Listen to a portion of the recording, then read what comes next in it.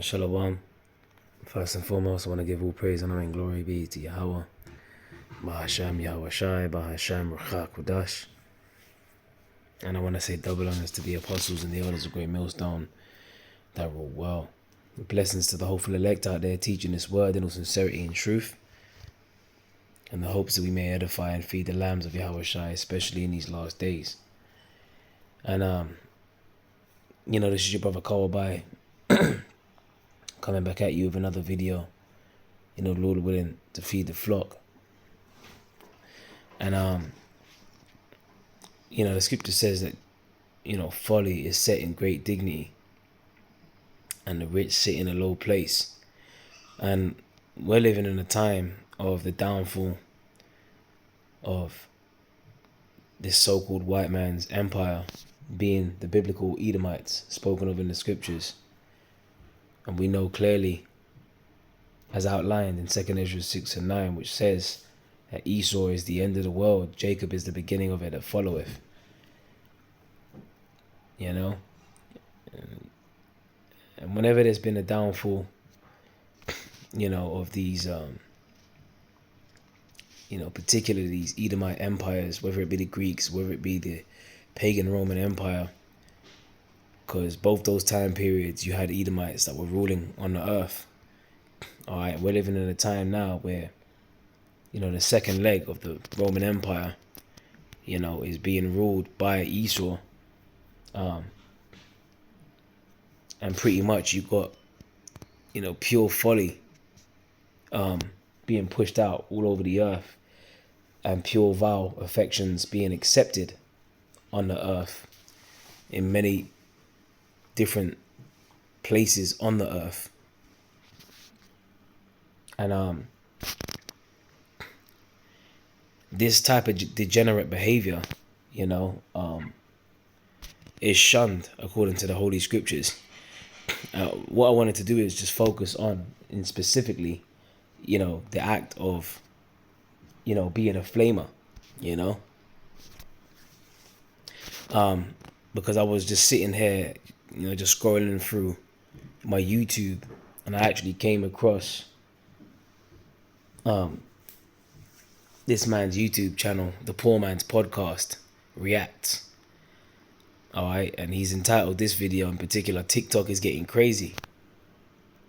All right, but what I found interesting is that what I'm about to go into, pretty much throughout the video, he's just outlining how crazy, social media is. But what I found very, very interesting was something informative, highly informative, came out of this clip that I'm about to share you, all right, or share with you, dealing with the downfall of Esau's empire, and how it's not a strange thing to observe for any historian, that the downfall of this man's empire, whether it be the Hellenistic period, or whether it be the downfall of the pagan Roman Empire, that period, you always saw a surge in more flamers, more alphabet people, or Skittle-like behavior. If you know what I mean when I say Skittles, think about the colors. Think about the marches that they hold year after year in solidarity with those that accept and push vile affections and disease. All right. So what I'm going to do is I'm going to, I'm going to get a scripture first. All right. And this is going to be Sirach 10, verse 1. It says, "A wise judge will instruct his people, and the government of a prudent man is well ordered. As the judge of the people is himself, so are his officers. And what manner of man the ruler of the city is, such are all they that dwell therein." And Esau's spirit that's lifted up is not upright in him. This man, he's created to cast the words of the Most High behind him. He hates instruction, and he spreads nothing but confusion and death and vile affections. And this is the reason why you have a surge in the amount of flaming behavior on the earth today, because the manner of man, of the ruler of these over these cities, is not an upright spirit. So let's go in to this clip here, play you a bit. If all these women are doing all these great things and the person who gets promoted as Woman of the Year is Bruce Jenner, that says a lot. And it goes even deeper. There's a woman who's an expert on the fall of societies that said that you can always tell when a society is crumbling by who they put forward as hero. You hear what he just said? You can always, and this is the Poor Man's Podcast Reacts, okay? He just said, there was a historian that said you can always see when a kingdom is crumbling by the kind of heroes that it puts forth at the forefront. Let me pull it back one more time, and it's gonna go. Alright, sorry, I just have to get rid of that commercial. But yeah, he's gonna go in to play you the clip of this historian, okay? Women are doing all these great things and the person who gets promoted as Woman of the Year is Bruce Jenner, that says a lot. And it goes even deeper. There's a woman who's an expert on the fall of societies that said that you can always tell when a society is crumbling. You can always tell when a society is crumbling. Alright? By who they put forward as hero. When the statues are more of masculine men, that's when societies are at their peak. But when the statues become men in feminine poses, that's usually when the society starts to crumble. I realized that historically, the movement toward androgyny occurs in late phases of culture. Okay? She said the movement towards androgyny occurs in late phases of culture. Okay, late phases of culture, man. So what I want to do is I want to look up that word androgyny real quick. Okay. Because, and before I even get that, you had, you had something called the Sinai or the Sinaitus. All right. Excuse me if I'm not pronouncing it correct. Okay. And, during the time of the Greco-Roman literature or the Greco-Roman Empire, you had something called the Sinai, all right, which is a Latin term, all right, or kinidos, a Latin term. It was the homosexual boogeyman of the Greco-Roman literature, a man so willing to be sexually penetrated by other men that scholars think was just an imaginary figure. But these were like pretty much guys that would sell their bodies to other men that were of higher status, all right, in the Greco-Roman Empire. It says, what is the origin of the word Sinai or Kinaidai? All right, would you actually have a bacterial infection, okay, which infects the bloodstream, I believe it is, called helicoptic Sinaitus or something like that. All right. It says from ancient Greek, kinados or catamite. All right, these catamites. All right, that's what I'm gonna start calling them, catamites. It says originally referring to a non-Roman dancer whose performance featured movements of the buttocks. All right, and you fast forward to 2023, and what do we see? Nothing but catamites. You got men out there that twerk. You got grown-ass men out there twerking, man. All right, and I ain't going to get no examples up to show you that. I ain't going to do that because I just don't feel like putting it up on the screen, But we know what's going on out here. This is completely out of order. And you got Jake. In a lot of cases, Jake are headlining these movements, In a lot of circumstances, Jake are the biggest moles out there, man. All right, because you see Jake acting crazy on social media. They'll do anything for likes. They'll be out there twerking, especially the women. All right, so this society has become super effeminate. All right, and in fact, what I'm gonna do is all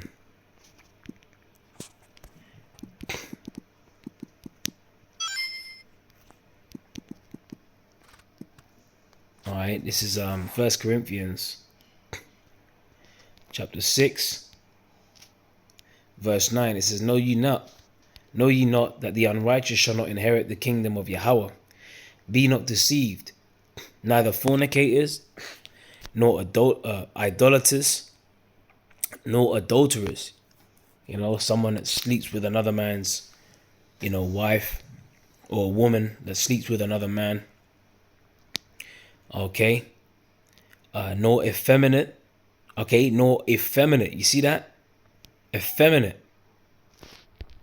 Alright, let's look up the word effeminate.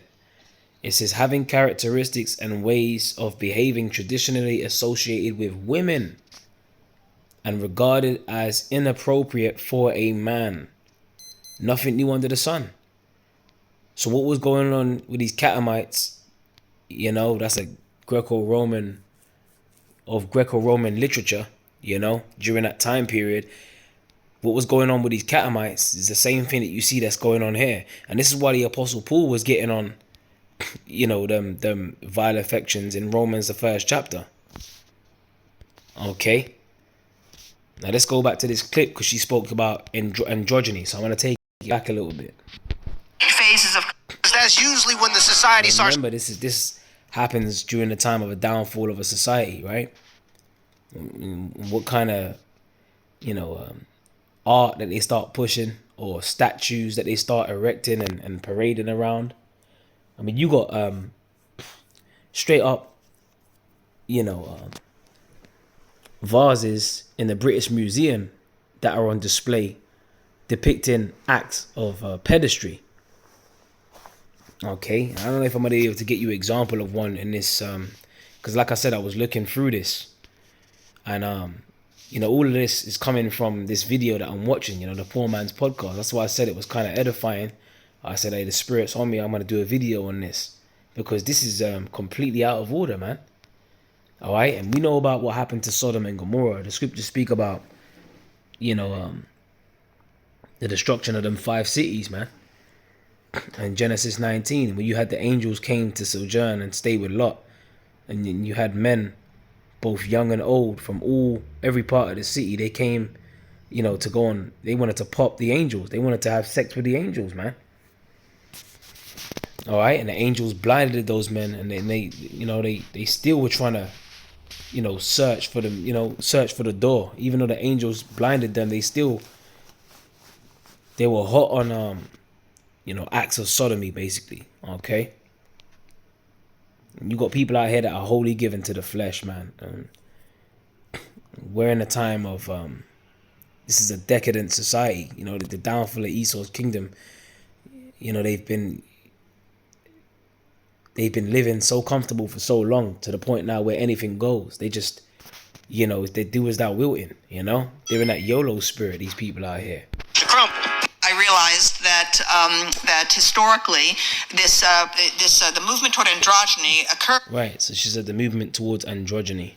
And I'm gonna play you the rest of the clip, but I just wanna pull up certain things before I forget. Okay. Let's look up what androgyny. Androgyny. It says the quality or state of being neither specifically feminine or masculine. And what do you have people saying? That they're non-binary, man. You got people claiming that they're neither male nor female. All right, and they push a lot of these celebrities. They use to push that narrative too. All right, this person, I think I'm familiar with that face. Is that LaRue? It might be LaRue. Or is it not LaRue? Who's this one?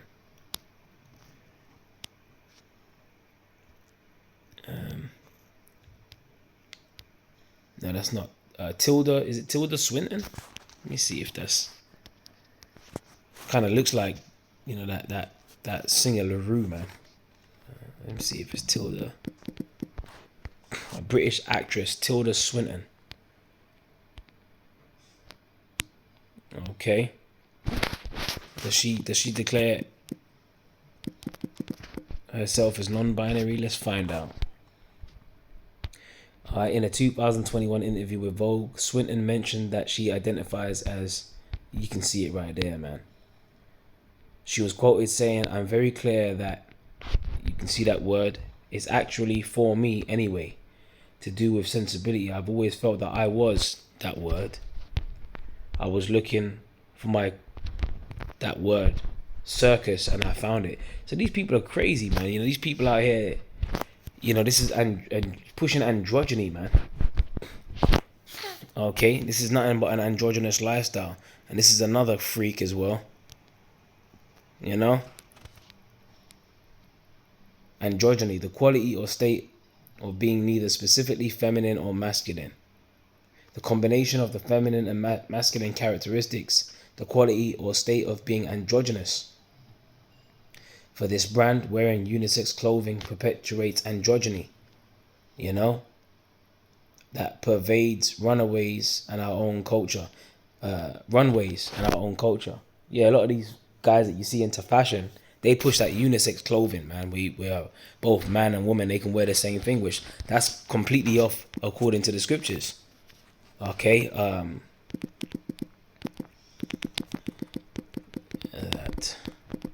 me get that scripture.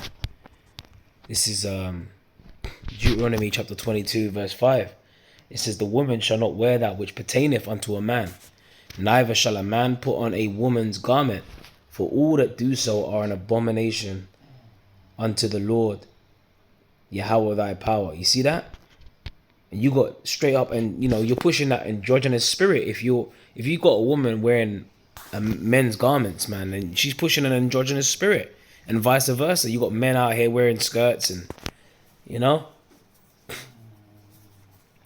straight up tights and all kinds of stuff. They're pushing an androgynous spirit, you know. So this is completely off. I realized that that historically, the movement toward androgyny occurs in late phases of culture. Okay, as a civilization is starting to unravel. Okay, and you can find it again and again and again through history as a society is starting to unravel. And are we living in that time where this man's kingdom is definitely going down? All right, his kingdom is divided.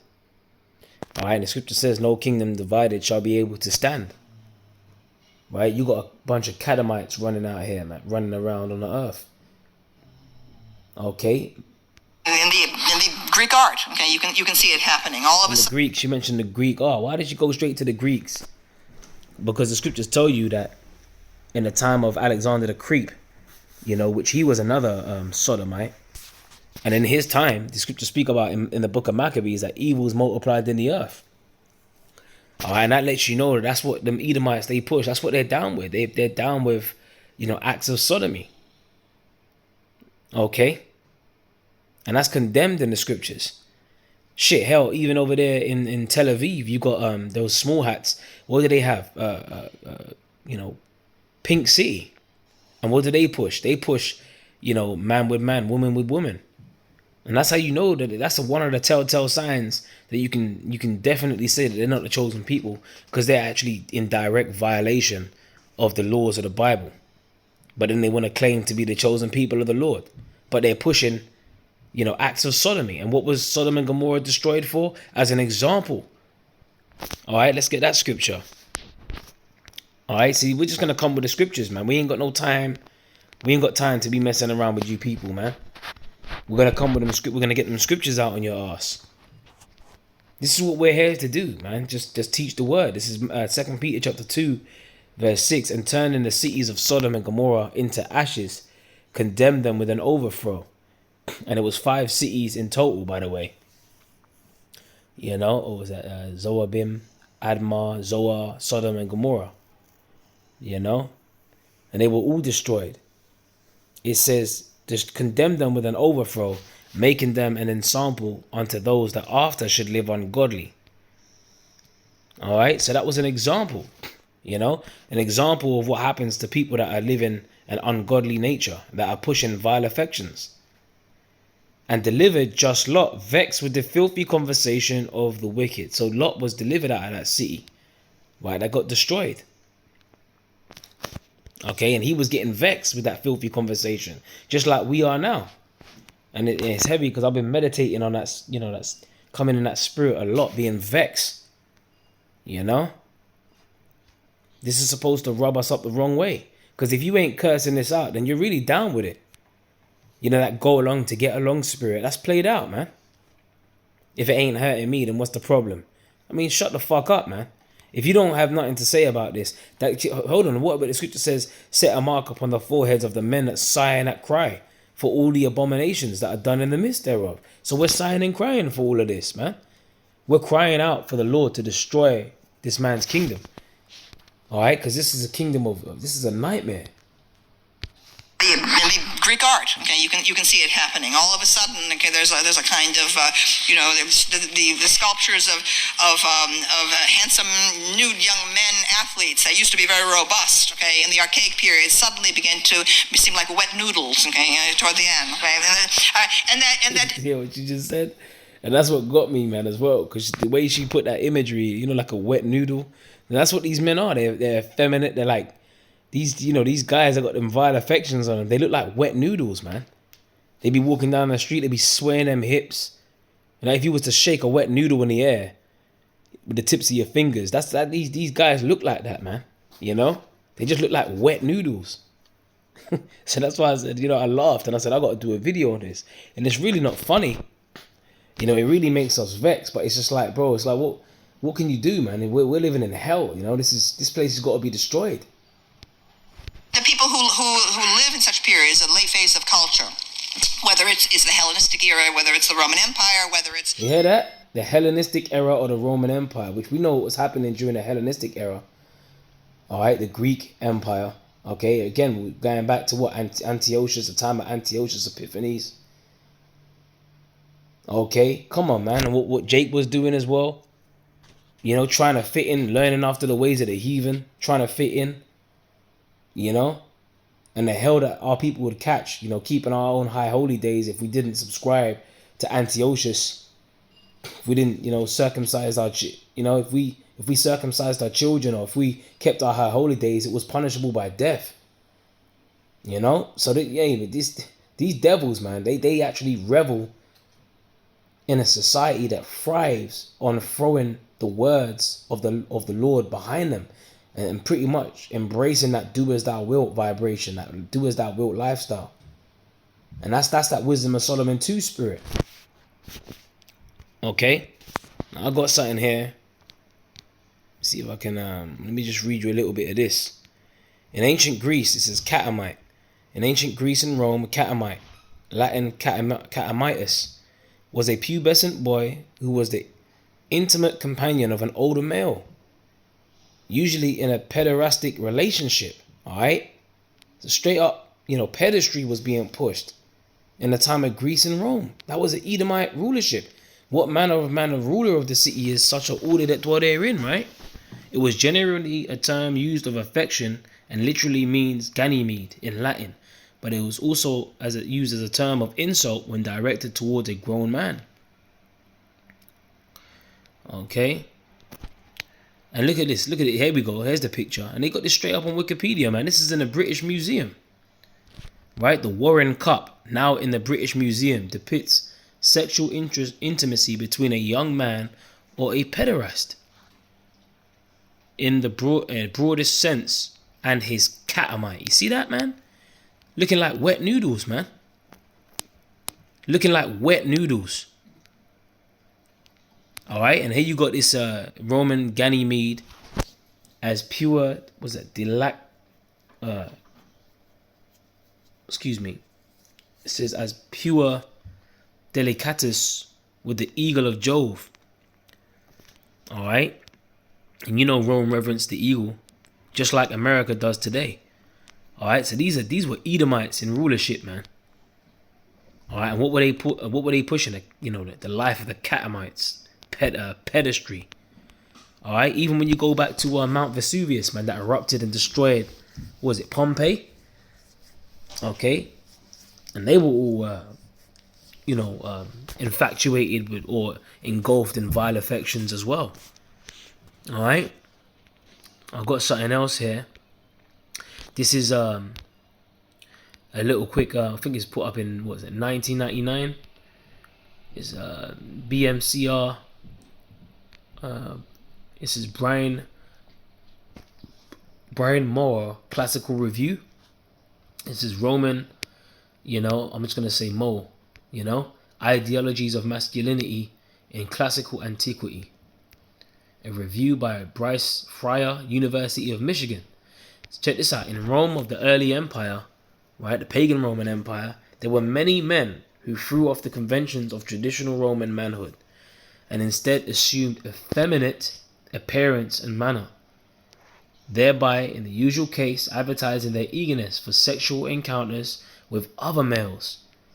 These were the softies, mollies, alright, the Sinaidae, alright, their numbers cannot even be guessed. But in a city of 1 million persons, they might easily have numbered in the tens of thousands. Juvenal saw them flocking into Rome on every available transport. That kind of reminds me of Genesis 19. Men, young and old, from every quarter. You know? And golly, they were ever conspicuous. The Apostle Paul, with his usual provincial primness, adduces overt homosexual behavior as his chief example of the capital's decadence. You see that? And it tells you to go to Romans 1 and 26. So this is what I wanted to get. Let's get Romans 1, because I mentioned Romans. Alright, so you got a bunch of catamitic behavior out here. Man, this is what I'm saying. This is Romans chapter 1 verse 26. It says, for this cause the Most High gave them up to vile affections. For even their women did change the natural use into that which is against nature. And likewise also the men, leaving the natural use of the woman, burned in their lust. So the Apostle Paul was witnessing this, man. And he was telling them, all right, the Israelites that were in Rome, he was like, look, this is not right. You know, what they were doing was against nature. And likewise also the men, leaving the natural use of the woman, burned in their lust one toward another, men with men, working that which is unseemly, all right, shameful, all right, and receiving in themselves that recompense of their error, which was meat. They deserved that, all right. So the Apostle Paul was getting on them. So what are we supposed to be doing? We're supposed to be getting on it too. You know, Sodom and Gomorrah was destroyed as an example. What are we supposed to do? Go along to get along? Fuck off, man. All right, but the point I wanted to make is that this is always shown as displayed forth, you know, as a downfall of Esau's rulership, man. It was always, you know, the types of art that they push out, the types of people that they put forth, you know, on social media, or the celebrities that they promote, or statues that they would erect. Whether it's the Roman Empire, whether it's the mauve decade of Oscar Wilde in the 1890s. That's why the scripture says, when the wicked are multiplied, transgression increaseth, man. You know? And the wicked is in rulership. Remember, the scriptures call Esau the basis of men. All right, Daniel 4 and 17. There's Weimar Germany. People who live at such times, okay, feel that they're very sophisticated, they're very cosmopolitan, okay. And homosexuality, heterosexuality, so what? Anything goes, and so. Yeah, but that's pride. You know, people that live in these, especially these cities, man. That's why the scripture says, because of that pride, the city shall be troubled. You see, especially these women, you know, they're pushing a more masculine energy, and the men are pushing more of a feminine energy. You know, everything's been turned upside down. The scriptures speak about the turning of things upside down. So the Lord is, Yahweh Shai is coming back to set things right side up. And this is what we can't wait for. You know? All right, and so, from the perspective of historical distance, okay, you can see that it's a culture that no longer believes in itself. It's 2023, so it's a culture that no longer believes it. Listen to this. Obviously, we don't have statues, but we do have magazines. And when Kim Kardashian, a literal woman, gets Man of the Year, that shows the direct. Come on, man. This is androgyny. And she's straight up putting up, you know, wearing a man's clothing. You know? So this is completely out of order, man. She's getting Man of the Year. GQ magazine, Man of the Year. This is a straight up woman, but she's getting Man of the Year. All right, and then you got that Bruce Jenner who turned himself into a, you know, he's a transformer. Caitlyn now it wants to be called. It's just crazy. Absolutely crazy, man. And yesterday I was listening to, you know, a so-called rabbi, you know, that was giving their opinion of what's going on over there in the Middle East. And this rabbi had stubble, but was like a woman, but was growing hair, like a beard. Long ass hair, curly blonde hair, but it was like a You know, let me see if I can get a picture of it. Give me a sec. Here you go. I found it. All right. This rabbi says the fundamental threat in Israel is not Hamas, but look at this. Look at this. Look, man. So this is completely. This place is just completely through, man. It's done. You know. Look at this, man. You know, this rabbi says that the fundamental threat. Look at this. This is supposed to be a rabbi. All right. So this is what Esau pushes, man. And you know, he's giving them a platform on mainstream media, news outlets, and all of that. You know, this is normality. This is completely. It's fucked up, man. This is hell, literally hell. All right. So let's go back to this website here. It says Roman sources on Sinai or Sinadi, though abundant, are also almost invariably hostile, and they illuminate only a fraction of the social landscape. Who were these men? In typical cases, what was their background? How did they survive in an adverse environment? What did they think about their world? And what were their aspirations? We have some tantalizing clues. By far, the most singular is the speech that the juvenile gives in the jaded libertine Laronaya. The Sinai stand together, arrayed like a phalanx of soldiers. All right, so these. This is great is the accord among the soft ones. That's what. The soft ones, they're effeminate, man. You know. But there was another part that I wanted to get. Let me see if I can find it. I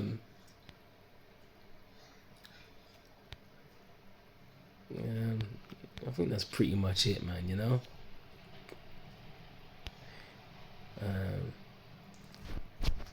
It says the early chapters are the best on the basis of literary sources. Williams contends that Roman male sexuality centered on three traditional protocols governing sexual practices. The first, a self-respecting Roman man must always give the appearance of playing the insertive role in penetrative acts and not the receptive role. All right, so it was seen as you was like more manly if you was the giver rather than the receiver.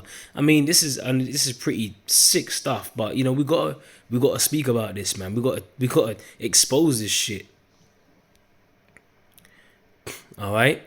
Apart from his wife, freeborn Romans were officially off limits as sexual partners for a Roman man. And third, less of a rule than a tendency pervading the ancient sources. A noticeable proclivity towards smooth young bodies. All right, that's them Catamites, man. All right, so they were straight up promoting pedestry in the Greco-Roman Empire, man, which were Edomites. All right. Homosexual. Let me just say it like Flamus turns out not to have been an important issue for the Romans. Okay, so it was an important issue for them. They, you know, come on, man. I mean, there's more on this, man, but I just don't want to get like. I hope I ain't gonna get a strike for this, but it is what it is, you know. So I'm gonna leave it there, you know, and I like I said, you know, we got to close out on a scripture. Let's get this one. Leviticus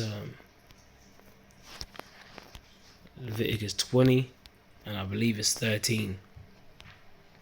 It says, if a man also lieth with mankind, as he lieth with a woman, both of them have committed an abomination, they shall surely be put to death, their blood shall be upon them.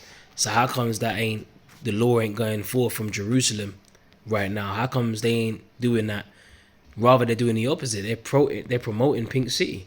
You know, they're promoting these parades over there in the land of Israel. You see that? Scripture says a bastard shall dwell in Ashdod, man. You know? Or Isaiah 26:10. Is it Isaiah 26:10? Let's see. Yep. Let favor be showed to the wicked, which who's the wicked? Malachi 1:4. Esau, Edom. Yet will he not learn righteousness. In the land of uprightness will he deal unjustly, and will not behold the majesty of the Lord.